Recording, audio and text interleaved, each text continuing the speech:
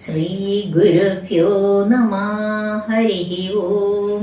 ഓം നമോ ഭഗവതേ വാസുദേവായ.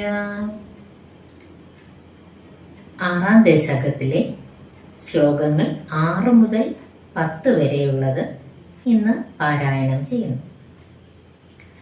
മായാവിലാസഹസിതം ശ്വസിതം സമീരോ ജിഹ്വാചലം വചനമീശ ശകുന്തപന്തി സിദ്ധാദയസ്വരഗണ മുഖരന്ധ്രമഗ്നിർ ദേവാപുജാസ്തനയുഗം തവ ധർമ്മദേവാ പൃഷ്ട്വന്ത്വധർമ്മ ഇഹ ദേവ മനഃസുധാംശു അവ്യക്തമേവ ഹൃദയാംബുജമംബുജാക്ഷ കുക്ഷി സമുദ്രനിവഹാവസനം തു സന്ധി ശേഖ പ്രജാപതിരസൗ വൃഷ്ണൗ ച മിത്ര ശ്രോണീസ്ഥലം മൃഗഗണ പദയോർനഖാസ്തേ അസ്യുഷ്ടസൈന്ധവമുഖാഗമനം തു കാല വിപ്രാതിവർണഭവനം വദനാബ്ജബാഹു ചാരൂരുയുഗ്മചരണം കരുണാംബുധേ തേ സംസാരചക്രമയി ചക്രധര ക്രിയാസ്തേ വീര്യം മഹാസുരഗണോസ്തി കുലാനി ശൈലാ നാട്യസരൽ സമുദയസ്തരവശ്ചരോമ